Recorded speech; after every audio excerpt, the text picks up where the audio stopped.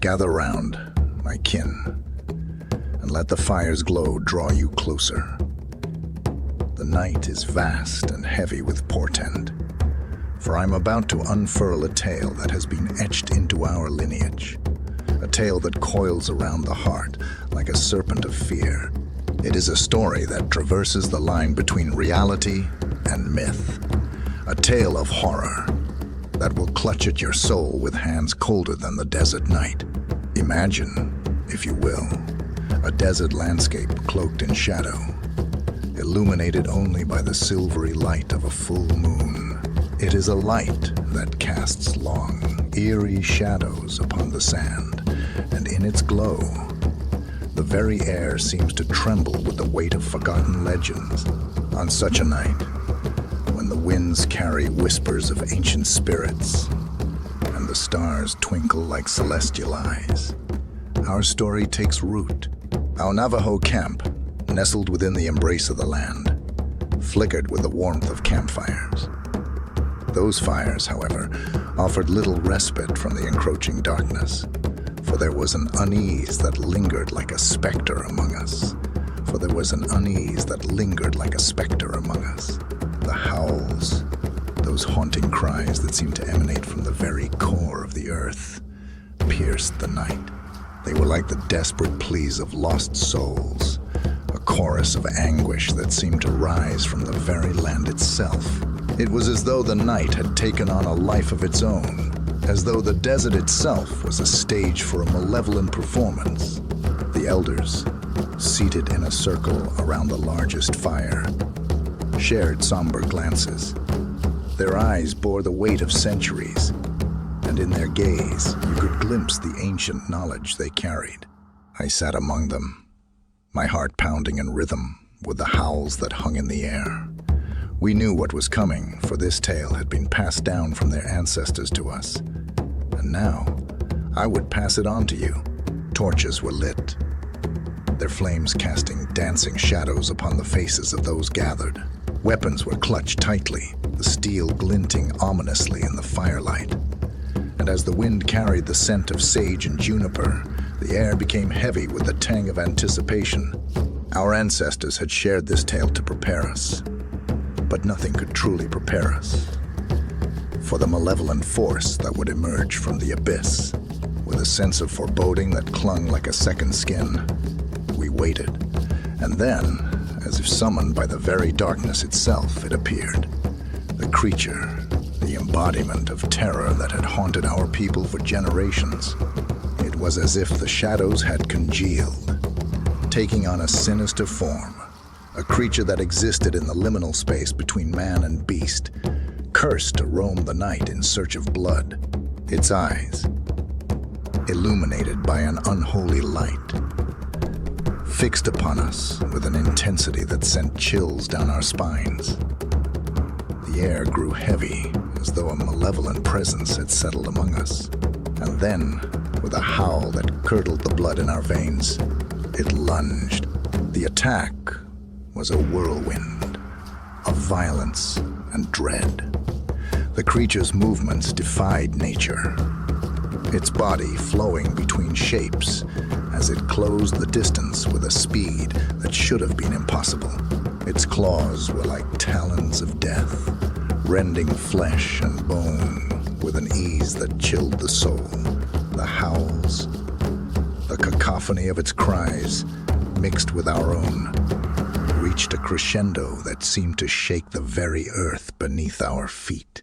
Blood painted the sand as we fought back with desperate determination. Our torches became weapons, their flames arcing through the darkness like beacons of defiance. I managed to strike the creature, my torch searing its fur with a sickening sizzle. Yet it hardly seemed to flinch. Its retaliation was swift, its claws tearing into my flesh. As if it were mere parchment, the moon bore witness to the gruesome ballet, its cold light casting elongated shadows that seemed to writhe in agony. I felt the wetness of blood on my skin, the metallic taste of fear on my tongue, and the realization that I was entwined in a battle that blurred the lines between nightmare and reality. The creature's howls resonated with my own cries, creating a dissonant symphony of suffering. I fought with every fiber of my being, my body a canvas of pain and desperation. Darkness encroached at the edges of my vision, a swirling void that seemed poised to swallow me whole. And then, as suddenly as it had begun, the creature retreated. The darkness seemed to part, and it vanished into the obsidian abyss, leaving behind a landscape stained with blood and echoes of its malevolent cries. Now, as you gaze upon the fire's dance and listen to my words, know that this tale is more than just a story. These scars upon my flesh, these scars upon my flesh, these wounds that bear witness to that night of horrors, they are the proof that what I share is true. The claw marks, the gouges, they are the indelible reminder of the malevolent force that stalks the desert under the full moon's ominous glow. So, my kin, let this first part of the tale settle within your soul. As the fire crackles and the wind carries the echoes of the night, remember that the howls you hear on moonlit nights are not to be taken lightly. They are a reminder of the darkness that dwells at the edges of our reality, waiting for the right moment to strike. And as the fire's warmth embraces you, know that you are now a keeper of this story, a guardian of the warning that has been woven into our very bloodline. And so, my kin, the tale continues. The fire's embrace drawing you closer as I recount the harrowing clash that unfolded under the full moon's ominous gaze. The night had become a canvas for horror. Each shadow, a specter of dread. Each howl, a reminder that we were not alone in the embrace of the desert's darkness. The creature, its form a grotesque fusion of man and beast, had emerged from the very fabric of the night. Its eyes glowed with a malevolent fire, twin orbs that held a primal hunger, a hunger that could only be sated by blood. The air grew thick with tension, a tangible weight that hung around us like a shroud. The attack, when it came, was swift and savage, a barrage of violence that shattered our defenses. The creature moved with an unnatural swiftness, its limbs like coiled springs that unleashed a fury that defied comprehension. Claws, as long as daggers, slashed through the air, their very presence exuding malevolence. The howls, those wretched cries that had haunted our nights, reached a fever pitch as if the creature reveled in our terror. My heart pounded in rhythm with a cacophony, each beat a reminder of the danger that lurked before us. The torch in my hand felt heavy, its flames casting dancing shadows that twisted and writhed, as though they too were alive with fear. It was as if the night itself had turned against us, becoming an accomplice to the horrors that unfolded. As the creature lunged, its claws found their mark, slashing across flesh and bone with a brutality that sent waves of agony crashing through my body. I fought to hold back a scream, the pain searing through me like wildfire. But there was no time for pain, no room for anything but survival. We fought back with a desperation born of instinct, our torches slashing through the darkness like blades of vengeance. The flames painted fiery arcs through the night, revealing glimpses of the creature's grotesque form as it moved with a predatory grace. I managed to land a blow, the searing heat of my torch scorching its fur. Yet, its reaction was more of annoyance than pain, and in return, its claws dug into my flesh, leaving a network of raw wounds that oozed with blood. The moon, that silent witness to our torment, cast a pallid light upon the scene. The sand beneath my feet felt like quicksand, the very earth seemingly tainted by the malevolence that had been unleashed. And in the midst of the battle, a realization began to dawn. I was in a dance with death, a duel with a force that seemed to exist beyond the realm of reason. The creature's howls blended with our own cries, the sound a twisted symphony of suffering. Its movements were fluid, its attacks relentless, and each blow that landed felt like a hammer striking bone. My body was a battleground, a canvas for violence and terror, and with every ragged breath I took, the darkness seemed to creep closer, threatening to swallow me whole. And then, just as despair began to wrap its tendrils around my spirit, the creature withdrew. The howls seemed to recede, replaced by an eerie silence that hung heavy in the air. The creature melted into the shadows, leaving behind a tableau of chaos and carnage. As the moon continued its watch over the desert, I remained, my body battered, my spirit shaken, yet alive. The wounds I bore were more than just physical. They were a reminder of the horror that could manifest under the full moon's malevolent gaze. And as I look upon these scars, these grotesque reminders etched into my very flesh, I share this tale with you, my kin, so that you may carry the weight of this knowledge.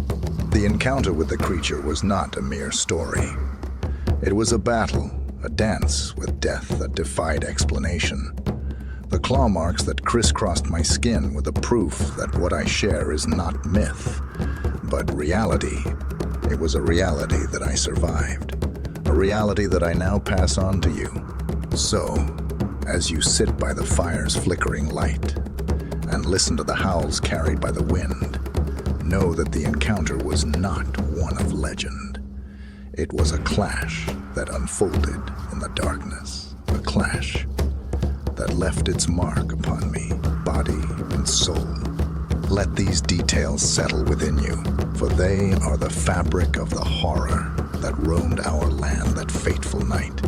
And they are a testament to the strength of the Navajo spirit in the face of unspeakable terror. As the fire crackles and its warm light dances upon your faces, my kin, allow me to carry you deeper into the heart of the tale, into the aftermath of that fateful encounter.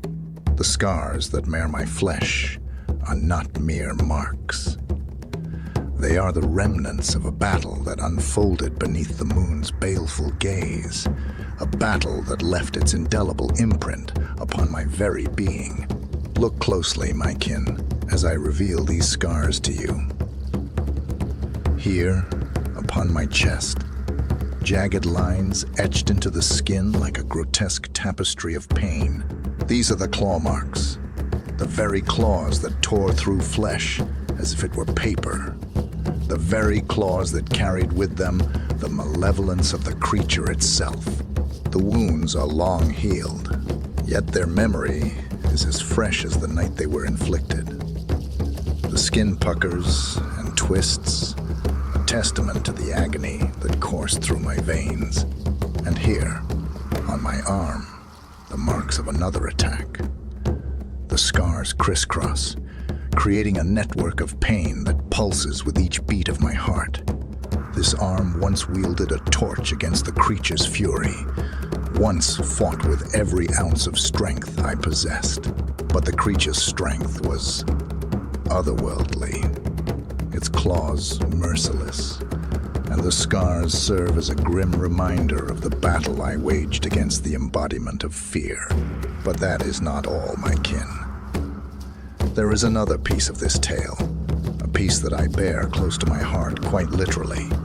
Allow me to share with you the memento I keep as a warning, a talisman that serves as a constant reminder of the horror that still lingers within our land. From the depths of that battle, I emerged not only with scars, but with a trophy, a tooth from the creature itself, a tooth that once belonged to the monstrosity that sought to claim us as its prey. This tooth, gnarled and jagged, hangs from a leather cord around my neck. It is a symbol of survival, of the unyielding spirit that carried me through the darkest of nights. As I hold this tooth before you, know that it is more than just a gruesome artifact. It is a testament to the strength of the Navajo people. It is a reminder that we have faced down the very forces of darkness and emerged scarred but unbroken. The tooth swings, catching the firelight, and in its uneven surface, you can glimpse the horrors that exist just beyond the veil of our reality. The moon that once bore witness to the clash of horror still hangs in the sky, a sentinel in the night, and as its light casts long shadows, remember that this tale is more than a mere recounting of events. It is a legacy that courses through our blood, a legacy that you now carry within you. The wounds I bear, the tooth I hold, they are a part of me, a part of our history, and now a part of you. So, as you gather by the fire's glow and let the howls of the wind fill your ears, know that this tale is a warning, a beacon of caution that stretches across time and generations. The scars, the tooth, they are the proof that what I share is truth. And they are a reminder that darkness still prowls at the edges of our world. As the fire's warmth embraces you, my kin, let this story settle within your soul. Carry it with you. Let it guide your steps when the moon hangs high and the night feels heavy with malevolence. The howls that echo through the night are not to be taken lightly. They are the echoes of the creature's cries, the very cries that mark the night of my battle. And as you hold this tale close, know that you are now the keeper of our history, the guardian of our legacy, and the one who will ensure that the horrors that roam the night can only be met with unwavering courage and the unbreakable spirit of the Navajo people.